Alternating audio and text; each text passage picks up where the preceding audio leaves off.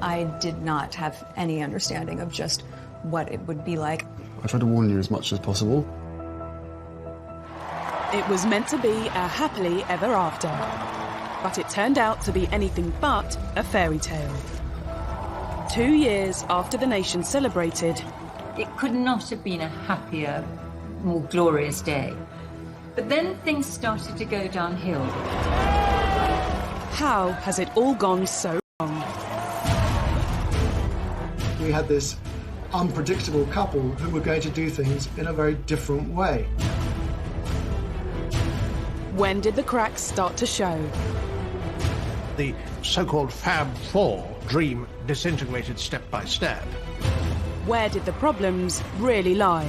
If you compare the newspaper coverage of Meghan to any of Harry's past girlfriends, it's quite shocking. They don't seem to be in touch with the mood of the nation anymore.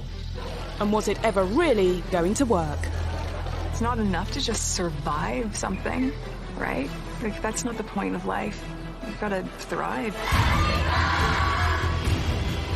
As they try to start a new life in LA, they're going to war with an old enemy.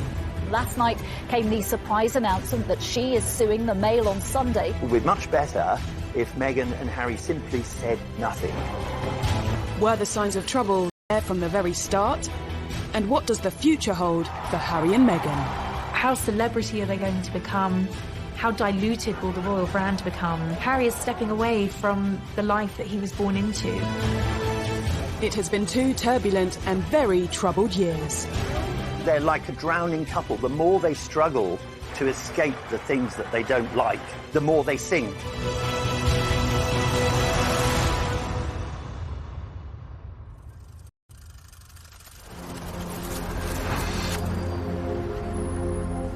Harry and Meghan have changed the regal backdrop of Windsor for the luxurious Hollywood Hills.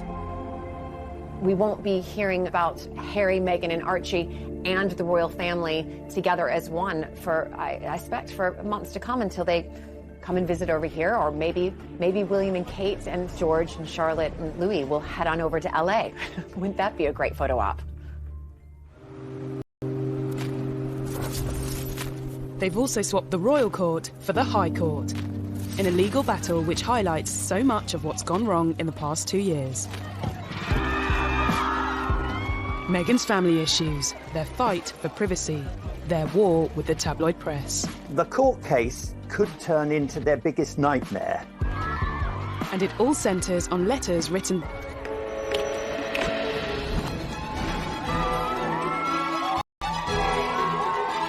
Only 2 years ago, Harry and Meghan's wedding had been a day when Britain basked in the sunshine and the warm glow of a royal couple, all set to transform the future of the monarchy.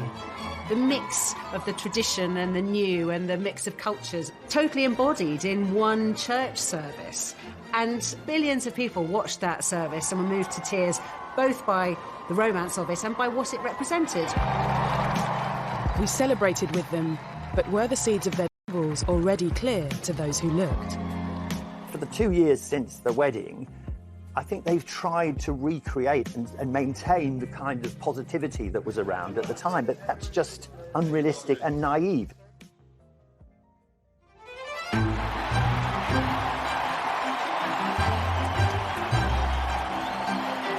Less than 10 years ago, Harry watched older brother William marry his queen. The future heir to the throne had officially settled down. But the younger prince didn't look likely to follow suit anytime soon. This was quite a difficult period in Harry's public image because whilst people loved the sort of cheeky, chappy image, once he was constantly being photographed falling out of Sloane nightclubs on the King's Road, people did start to slightly turn against him. Pressure on the prince's love life had also been building. After 2 long-term relationships came and went. The first love, Chelsea Davy, who he fell head over heels in love with, she had to look into the goldfish bowl of royalty and to realise absolutely this wasn't the life for her. Harry was disappointed. His second relationship with Cressida Bonus, an actor.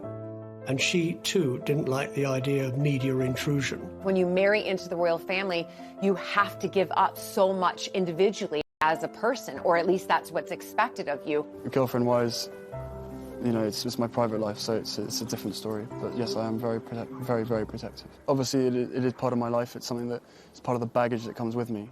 I wouldn't say that Harry was unlucky in love. He just hadn't found the right one until Meghan came along. And when American actress Meghan Markle did come along, she looked set to change everything. When Meghan first appeared with Harry, she seemed absolutely perfect. The fact that she was American, she was a career woman, she was mixed race, she brought a whole lot of new things into the royal family that the royal family needed. In this strong, striking, confident woman, and the scrutiny of being in the public eye. But the nation's favourite prince, with a divorced Hollywood A-lister, raised some eyebrows from the start. Much attention was paid to her mixed heritage. Harry's fallen in love, and there were people happy about that. But then on the other side, there were people, the papers, the mainstream papers and the tabloids, talking about her in a very negative sense. People were already painting her in ways that it was clear they knew nothing about her, but it suited their negative narrative to call her what she's not, without any evidence. It is, and it was, racist. If you compare the newspaper coverage of Meghan compared to any of really Harry's past girlfriends, you know, it's quite shocking. The press has always denied racism. In November 2016, Prince Harry confirmed his relationship with Meghan in a statement telling the tabloids to back off. Looking back, was this an early sign that it wouldn't be business as usual? Harry issued this quite extraordinary statement attacking some sections of the media he wasn't going to tolerate, kind of invasive techniques that once surrounded his late mother. He couldn't protect his mother because he was only a small boy, but boy was he going to protect Meghan. In the explosive statement released via his press secretary, Harry also asked the media to pause and reflect before any further damage is done. This statement packed a punch. It was Harry speaking in a way that he had never done before. I mean, he was talking about levels of harassment, unacceptable levels of harassment, how Meghan had been the victim of sexist, racist comments and commentary and negative articles. He was clearly a very, very angry man. And actually, to a degree, he had a right to be. Prince Harry has always had a level of mistrust towards the media. But this was one fight that was always going to have an unhappy ending. The palace thought it was unnecessarily antagonistic, and as though Harry was somehow spoiling for a fight. He went about it in an aggressively confrontational kind of way.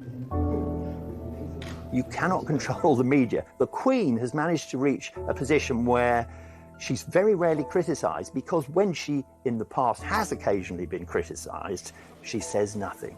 It would be much better if Meghan and Harry simply said nothing. A year after Harry's unprecedented statement, news broke that he and Meghan were engaged. The nation's favourite younger brother decided to give us all some good news today by announcing he was to marry the likeable Meghan Markle.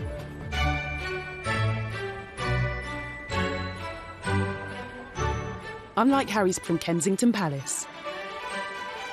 I was, of course, anticipating it, me being an American, who obviously I've married into aristocracy, and then to see somebody else, just to see how she would be on camera.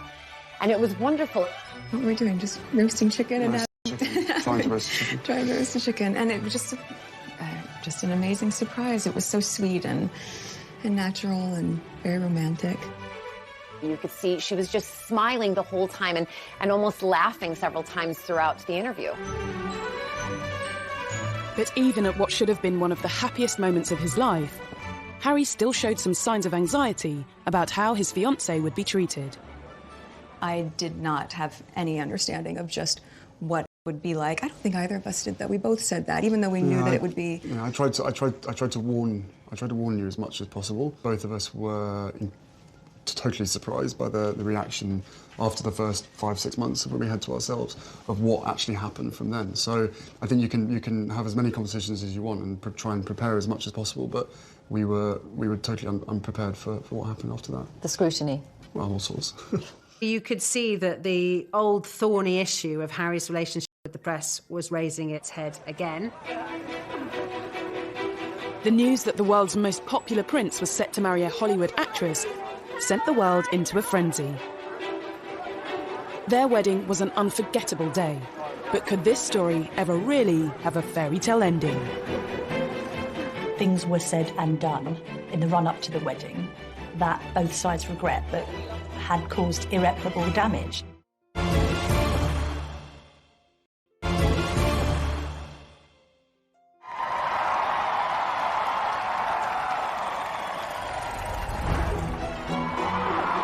On the 19th of May 2018, the eyes of the world were on St George's Chapel in Windsor.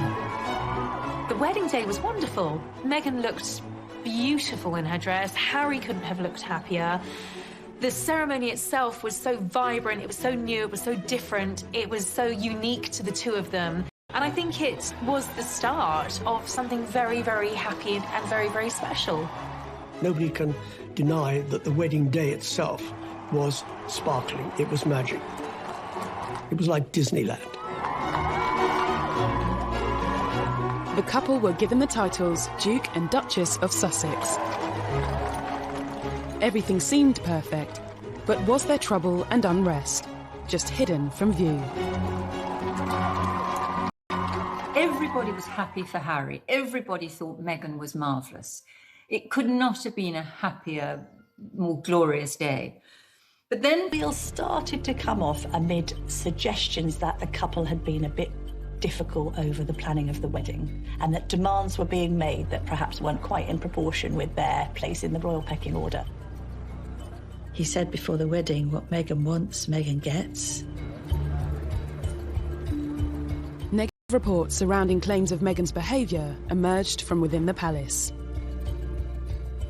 It's been reported that Meghan was demanding that she wanted a certain tiara to wear, and then she was given the one that she didn't want to wear. And claims Meghan rowed with Kate's staff, which were denied by Kensington Palace. Meghan just didn't like any pressure, and on a couple of occasions she actually told staff not to interfere. It was none of their business. She would have the wedding she wanted. No one had any idea that this was all building up into a much bigger and wider, more troubling picture. According to reports at the time, it was claimed Meghan also clashed with members of Harry's own family. Speculation was rife. There was a huge row when Kate was upset because Meghan insisted she didn't like the dress that Princess Charlotte was planning to wear as one of the bridesmaids. And inevitably, if you shout at someone in private and you're a royal, there is a good chance it will be leaked. There was a constant feed of endless negativity. Author Tom Quinn believes Harry and Meghan's private accommodation played a part in the tensions. Nottingham Cottage is in the grounds of Kensington Palace, and it's quite small.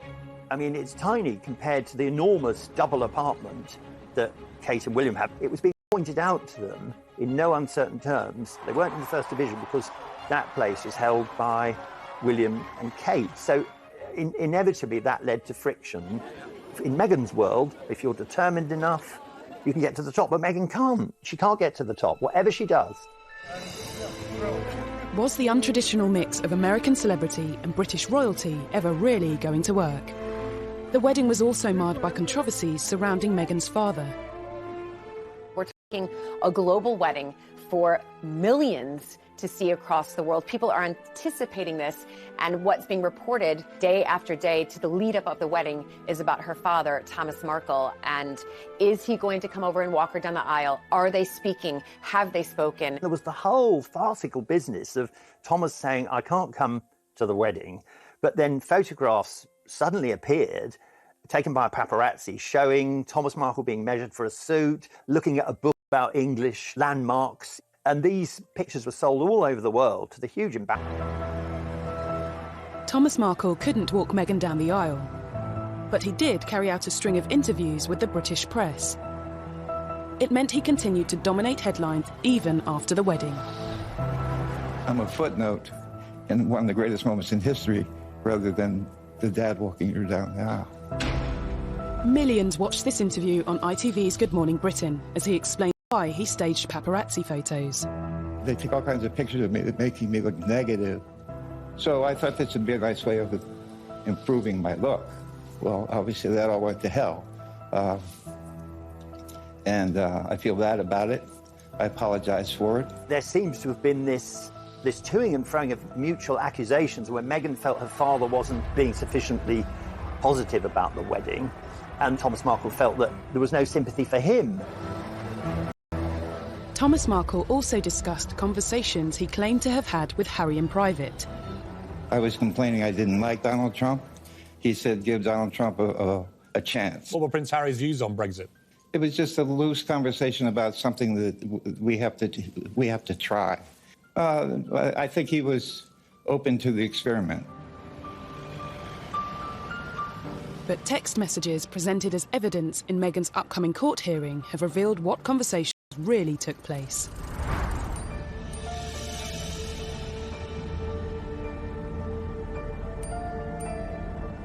We now know what Harry was really thinking as newly revealed texts from him just before the wedding warned Meghan's father about talking to the media.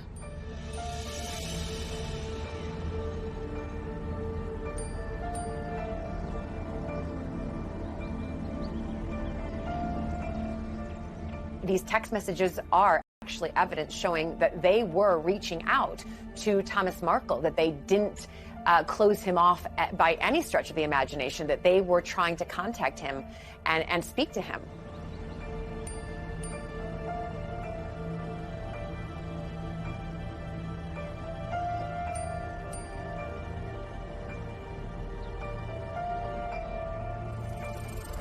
The private messages also showed how Meghan made attempts to speak with her father.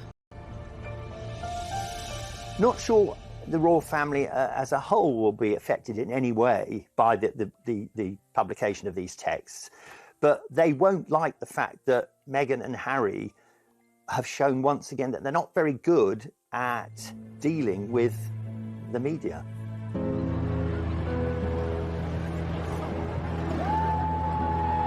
Evidence given to the High Court also confirmed that Thomas Markle hasn't been in contact with Meghan.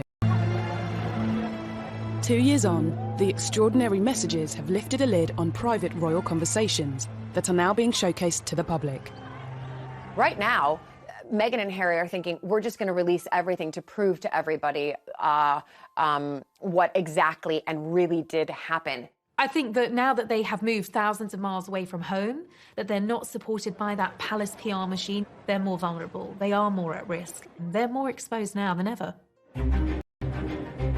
Debate over Meghan's relationship with her father was another problem in a growing list of troubles that followed the wedding. Could the most troubling issue of all be Harry's fallout with his own brother?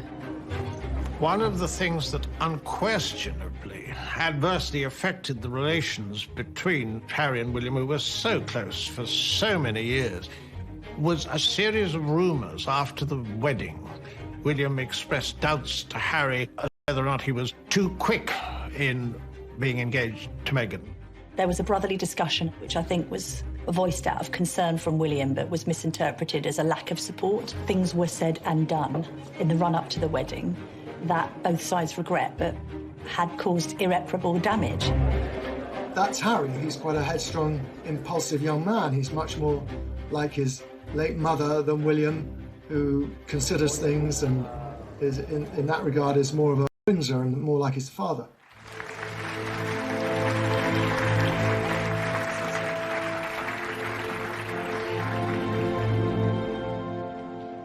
The alleged rift between Harry and William cast doubt over the future of the Fab Four, the title given to the brothers and their partners after they joined forces for the Royal Foundation charity.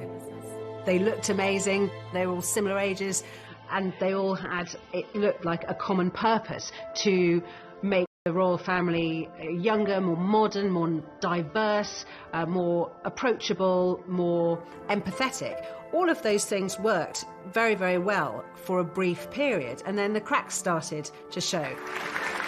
Had signs of trouble even been evident at their first public event as a quartet? Okay, the last thing you disagreed on, how do you resolve it? I can't remember, they come so thick and fast.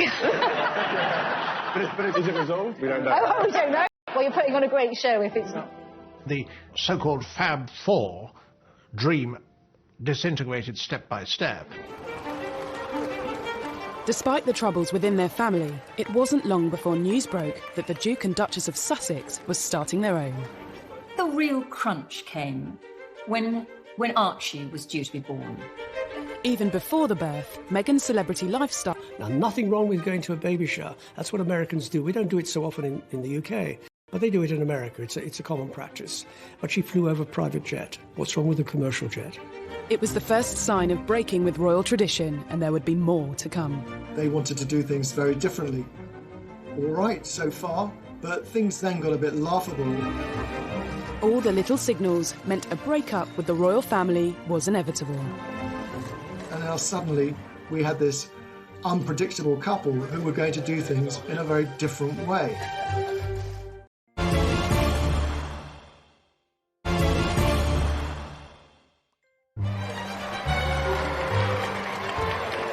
For decades, new additions to the royal family have been welcomed to the world on the famous steps of the Lindo wing of St Mary's Hospital in central London.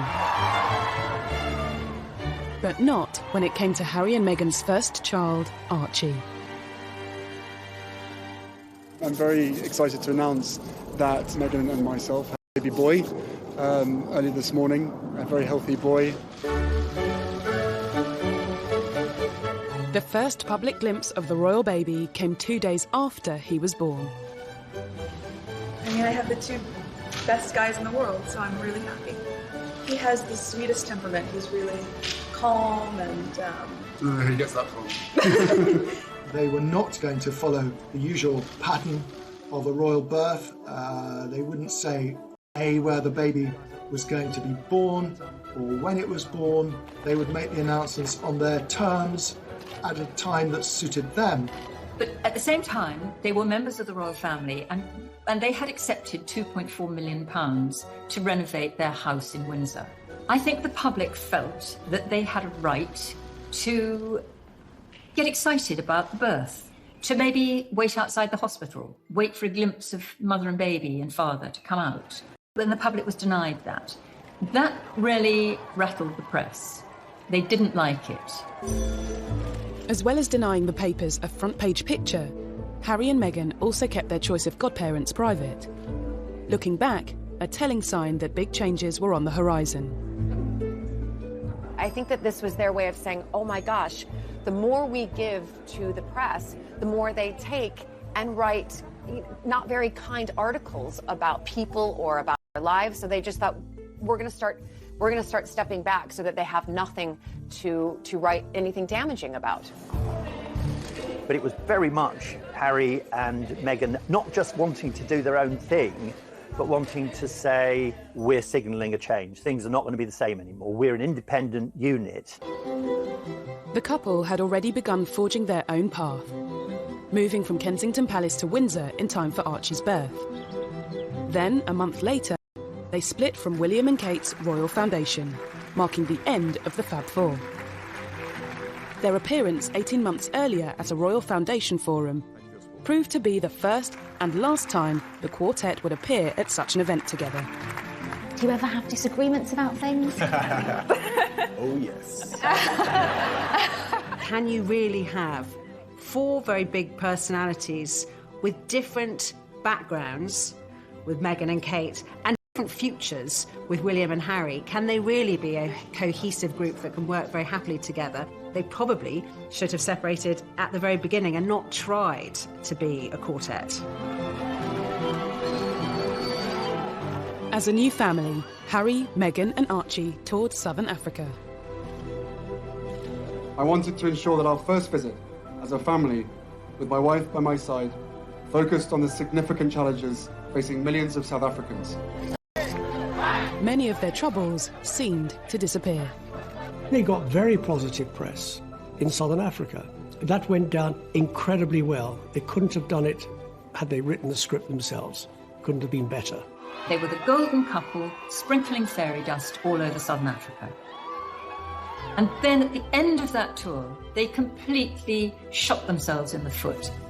This led to the ITV documentary where they talked about being so deeply unhappy as senior members of the royal family, which hit the world like something of a thunderbolt. In a revealing documentary, Harry and Meghan expressed their true feelings and the problems bubbling under the surface. There's been a lot of talk in the press about rifts with your brother. How much of that is true? Look, we're brothers. We'll always be brothers. We're certainly on different paths at the moment, but I will always be there for him, and as I know, he'll always be there for me. I don't know what the impact on your physical and mental health of all the pressure that you clearly feel under. Thank you for asking, because not many people have asked if I'm okay. It's not enough to just survive something, right? Like, that's not the point of life. You've got to thrive, you've got to feel happy, and I think I really tried to adopt this British sensibility of a stiff upper lip. She did really try to adapt this British stiff upper lip, keep calm and carry on, you know, never complain, never explain. But let's remember, she's American. We like to complain and explain. Rather ill-advised in my view, because, you know, he talked about how, you know, grim their lives were against a backdrop of one of the most benighted and poorest parts on the globe. This wasn't enough. They also wanted to send a message to the tabloids. While Harry and Meghan were 5,000 miles from home last night, came the surprise announcement that she is suing the Mail on Sunday for publishing a private letter she wrote to her estranged father. Harry's bombshell statement at the end of that tour announcing that his wife was taking legal action against a newspaper, and really, well, a character assassination, I suppose, on the British media. No one expected it to end like that. Harry and Meghan were very publicly sharing their troubles with the world, and the world lapped them up. I think that part of the fascination and the outrage thrown at Harry and Meghan is probably deeply rooted in jealousy in some part, right? People don't want to accept that. Be it ordinary people like you and I, or, you know, high-profile people who just want to get in there. People think that Harry and Meghan is the next, I don't know, chapter or episode of Netflix's The Crown. No, these are real people. At Christmas, Harry and Meghan did things their own way again. They spent Christmas in Canada, not Sandringham. The only other time Harry had missed Christmas with the Queen was when he served in Afghanistan. And just 2 years earlier, the royal family had broken protocol to invite Meghan to the celebrations. Meghan was invited to Sandringham for a royal Christmas before they were even married. She is the only royal girlfriend to have been afforded that privilege. So I think the royals went above and beyond and did everything they possibly could to make her feel at home. But their decision to skip Sandringham in 2019 was a clear sign of an imminent and much bigger decision. Once Harry and Meghan had gone to Canada for Christmas, once it became clear that they'd taken their dogs with them, it became very, very obvious that they weren't coming back anytime soon. Just before Christmas, he and Meghan decided to have a pause and think about what they wanted to do. They went off to Canada, and when they came back, it was announced early in 2020 that they were going to remove themselves from royal life.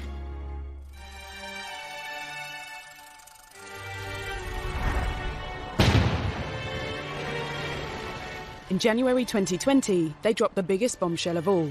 They said they intended to step back as senior royals. It was absolutely shattering. He gave other senior royals, including the Queen, almost no notice at all. And I thought that he and Meghan had gone rogue, that this was a deplorable way to handle it. I think that the Queen should have been informed. There had been negotiations that had been going on for some time, but nothing had been decided. And he was told to commit his ideas to paper, and he responded, well, no, if I do that, it'll just end up in the newspapers. Essentially, on one hand, you had a royal family feeling that they were being bounced into making a decision on the couple's future, and the couple being very frustrated that the palace machinery wasn't quick enough to respond to their desire to change things. For many, what became known as Megxit now seems like it had been inevitable from the start. Harry and Meghan saw perceived slights at every twist and turn, and things which seemed quite minor became quite major, and it really came as no surprise as the weeks and months went by, that really what they were angling for was not just a different kind of royal life, but a different life. And in fact, a life absent from the royals, if you like, to break free from royal duty and everything that he'd been used to, which of course is what happened. Was the break down to tensions with the press, issues with traditional royal life, or something else? I think he defers to her a great deal, and she's a very confident, articulate woman who's done very well for herself, but I think she has no idea of the sense of duty. Now, Harry is in his 30s, right? And I do not understand why anybody would think that he would not have matured, changed, grown up in different ways. And the fact that you're seeing a side of Harry that you haven't seen before is because this context in which he's currently dealing with did not exist before. Why is that surprising? Should we have seen it coming? Has Harry never really been happy with his royal role and all the attention it brings? Did he find his greatest peace when he was in the army? The army allowed Harry to feel normal. That's what he wanted. Would you say then you're more comfortable being Captain Wales and Prince Harry, or is it just a case? No, definitely. I think I've always been that. My father's always trying to remind me about who I am and stuff like that. But it's very easy to completely forget about who I am when I'm in the army. You know, everyone's wearing the same uniform and doing the same kind of thing. Harry and Meghan's announcement also detailed how they wanted to be financially independent and retain some royal responsibilities.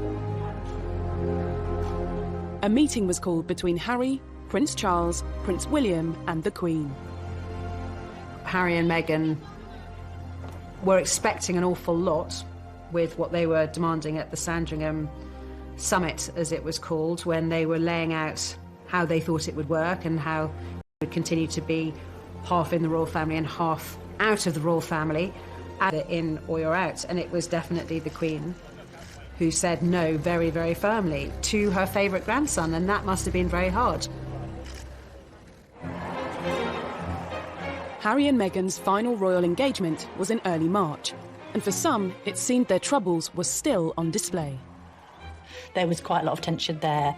There was some interesting body language with both of the brothers studiously examining their programmes and not really talking at all. Meanwhile, Meghan's there with a megawatt smile, trying to make the best of things.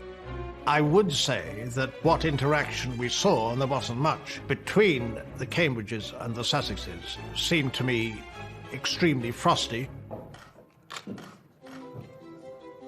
Harry and Meghan have long been suspicious of the press and the motives of the media. But taking on the tabloids is a battle that can come with consequences. If you want less press intrusion, yet you launch court cases against the press, this could lead to the ultimate horror that Meghan could appear in court, at least in theory, against her father, Thomas. They don't seem to be in touch with the mood of the nation anymore.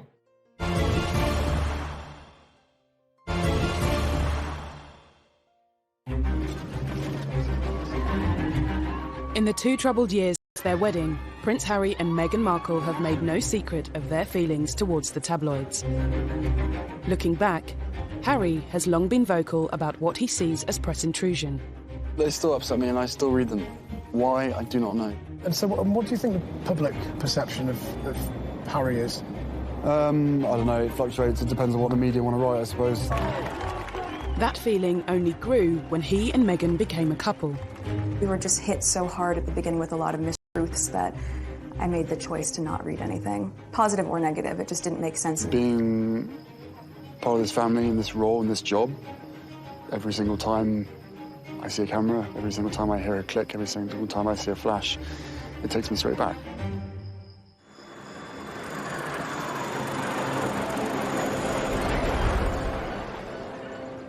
In a bid to distance themselves from the glare of the spotlight, Harry and Meghan went to Canada.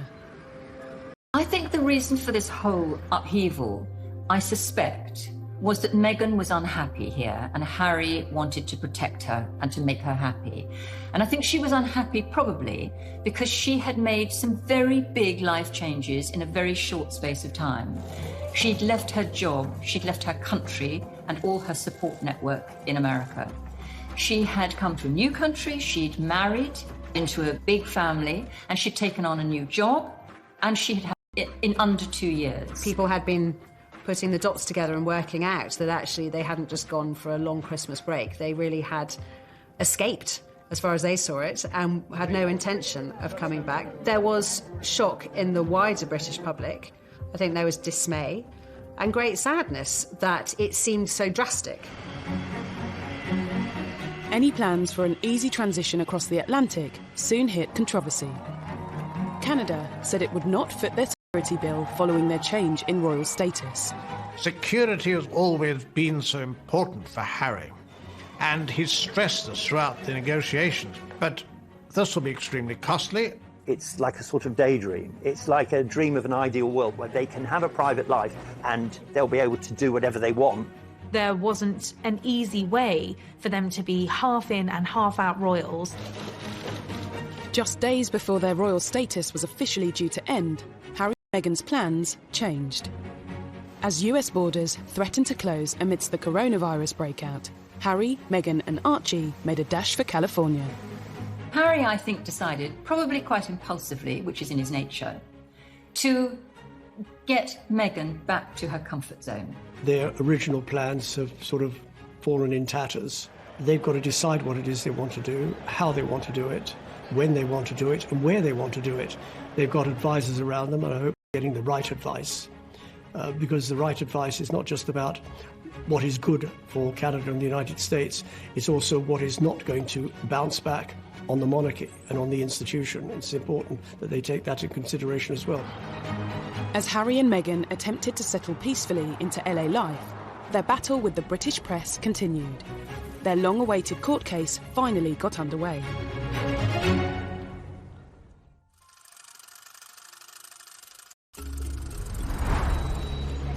Meghan is suing Associated Newspapers for misuse of private information, breach of data protection, and copyright infringement, after a letter she sent her father was published by the Mail on Sunday. This is a private letter to her father expressing, her feelings, and having that released absolutely will cause distress on anybody.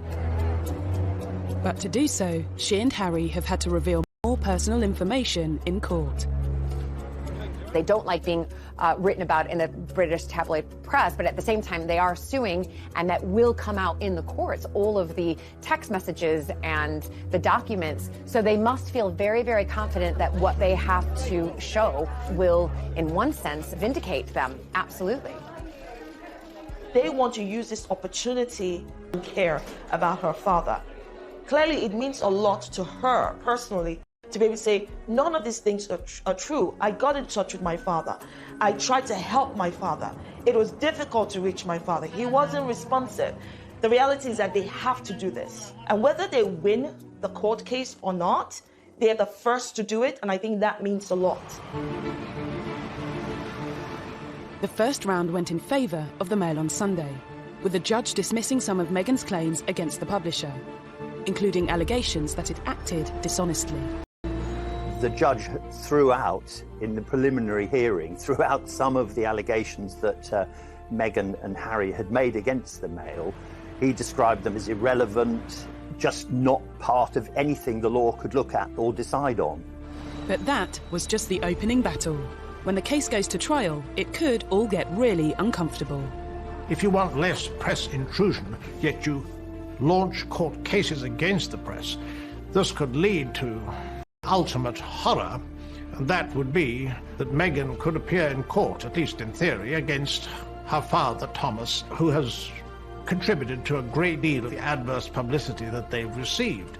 That would be a global news story and be truly bizarre.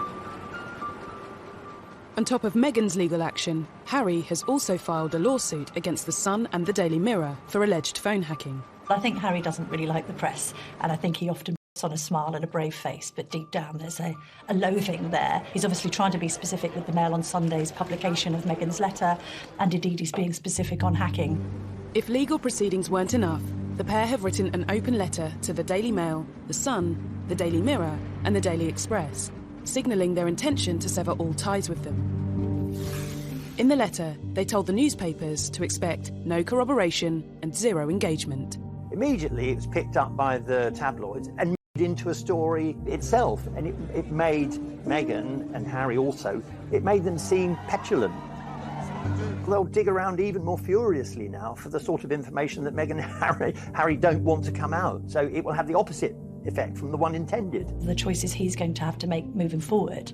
But that absence of palace protection, which he did find frustrating, there is a sense that even before Meghan was on the scene, he was growing sick and tired of being told what he couldn't do by the palace. I'm not quite sure what it is that they want. You're taking on a big beast if you go to war with the tabloids. They are very powerful, and they have the ability to make or break. The months to come are going to be crucial for Harry and Meghan as they start a life away from the royal... I think they are tremendously happy together, but there's no question that this is at a very high price. Harry and Meghan's life as a married couple at the forefront of royal duties in Britain lasted just 2 years. The couple's new life is here, Los Angeles.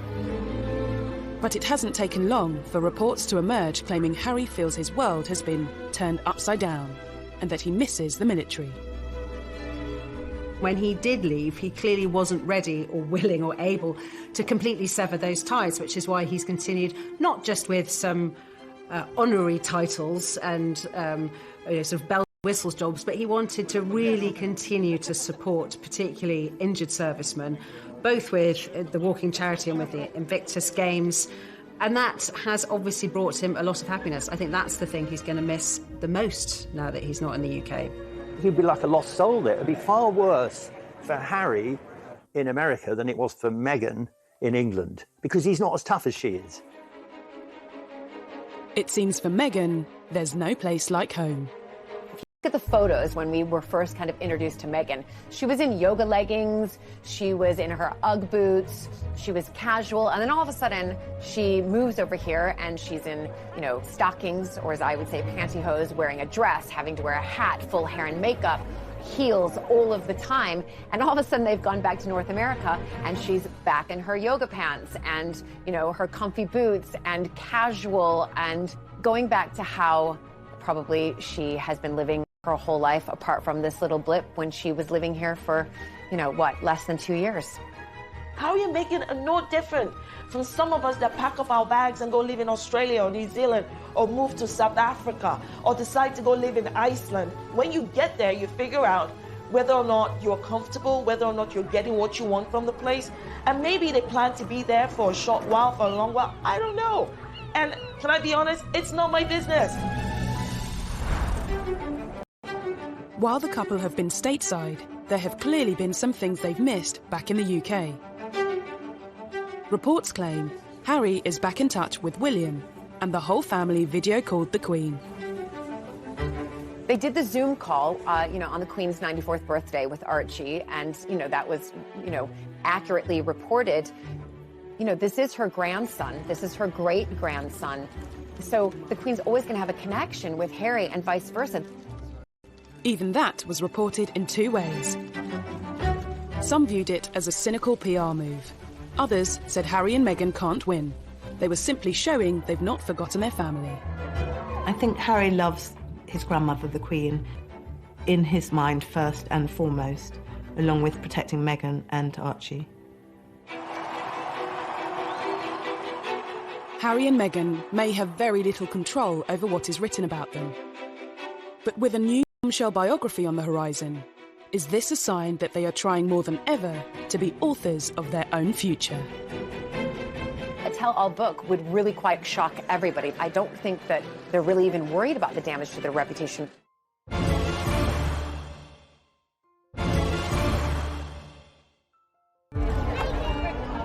This summer, Harry and Meghan will continue to dominate headlines. A new unauthorised biography will soon be hitting shelves, with claims it will be very much told from the couple's perspective. It promises unique access to friends of Harry and Meghan and will dispel many rumours and misconceptions that plague the couple. Will it be a case of history repeating itself? Look at what happened to his mother when she did the biography with Andrew Morton. You know, it caused massive issues and problems within the royal family. I don't think he wants to follow in those footsteps of his mother right now. What she did in opening up to the world a tell-all book. Again, it would really go against everything that they're trying to put out there, is that we want to be private. It's probably, again, their own pathway of saying, you know what, we want to tell our story, and this is the way we're going to tell our story. Reports claim Meghan wants the book released sooner rather than later, and that she wants to shatter the image of being a demanding diva. You can be certain that the book won't give both sides of the story. I think it's more likely to be a self-justifying book, but it does give them something to do in a world where, especially Harry, has nothing to do. It seems their story is far from over, along with all its troubles. They may have left palaces and protocols behind, but Los Angeles comes with its own way of doing things. In the world of celebrity, anything goes. I mean, you can go to a burger joint and be photographed outside, have the same kind of privacy restrictions, but also the same agreement between newspapers and the palace. They're not protected by the palace anymore. How celebrity are they going to become? How diluted will the royal brand become? You know, Harry is stepping away from the life that he was born into. That comes with risks for him. Harry and Meghan say they're determined to carry on charitable work. Marking Archie's first birthday, the couple featured their son in an online charity video, only to receive yet more criticism. We're going to read Duck, Rabbit, Kitty. Oh no. Good job. I think it's very odd and typical of the slightly contradictory of Archie on his first birthday. It's very sweet, and we know it's linked to a children's charity that Meghan supports, which is all good. But at the same time, it does show that Meghan, probably more than Harry, is not going to be able to say goodbye to the media and to having a media presence. She can't do it. They could release photos of Archie whenever they want to. I don't think they're really having their cake and eating it too. I think that they feel like, well, we can now do what we want to do. For Meghan, life has gone full circle and she's back in Hollywood. But where does that leave Harry? I think they'll take a lot of advice from the Obamas. They've set up their production companies, that they'll be talking to Oprah Winfrey, they'll be talking to big figures like that to try to find a way to carve a role for themselves as philanthropists, entrepreneurs, huge figures on a global platform. How they earn their money without people think they're trading in on their royal status is the tricky bit. However they choose to earn a living will be a new venture for former senior royals. If it doesn't work out, is there a path back to the palace? I think in a way it's seeing how they behave. If they use the royal family to make pots of money, then it won't be very good. If there's a tell-all interview on the television by Meghan and or Harry, that's not going to go down well. So they're really under the watchful eye of the royal family for the first year, which they probably don't like at all. The door has been quite clearly left open by the Queen for them to return to the royal family if that was what they wanted to do. She's allowed them to keep Frogmore Cottage, although they've been asked to pay the £2.4 million that the taxpayers paid for the refurbishment, and rightly so. They haven't lost their titles, they haven't been stripped of their titles as such, they're just not able to use the HRH status. But I don't think they will come back. I think this is the life that Harry actually has always wanted. Meghan has been the catalyst, she has enabled him to do this. She's helped to give him the confidence to take a step outside of the role that he was born into and to embark on a new chapter.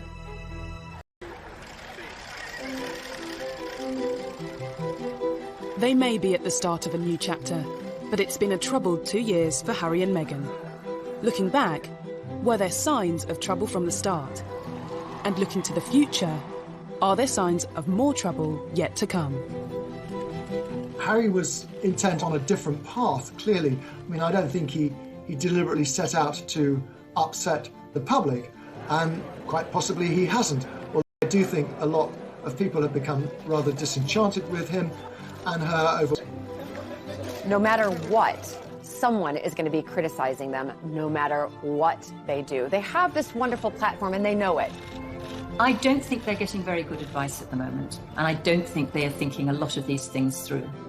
Harry and Meghan are no different from any other couple out there. This is one of the fights that they have to undertake together.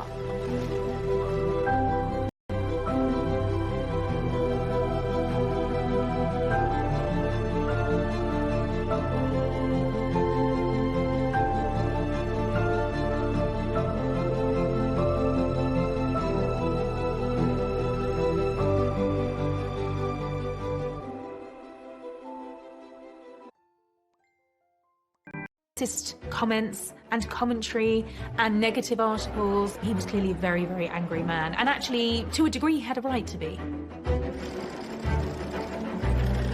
Prince Harry has always had a level of mistrust towards the media. But this was one fight that was always going to have an unhappy ending. The palace thought it was unnecessarily antagonistic, and as though Harry was somehow spoiling for a fight. He went about it in an aggressively confrontational kind of way. You cannot control the media. The Queen has managed to reach a position where she's very rarely criticised, because when she, in the past, has occasionally been criticised, she says nothing. It would be much better if Meghan and Harry simply said nothing. A year after Harry's unprecedented statement, news broke that he and Meghan were engaged. The nation's favourite younger brother decided to give us all some good news today by announcing he was to marry the likeable Meghan Markle.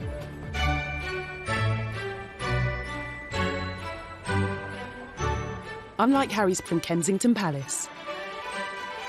I was, of course, anticipating it, me being an American, who obviously I've married into aristocracy, and then to see somebody else, just to see how she would be on camera. And it was wonderful.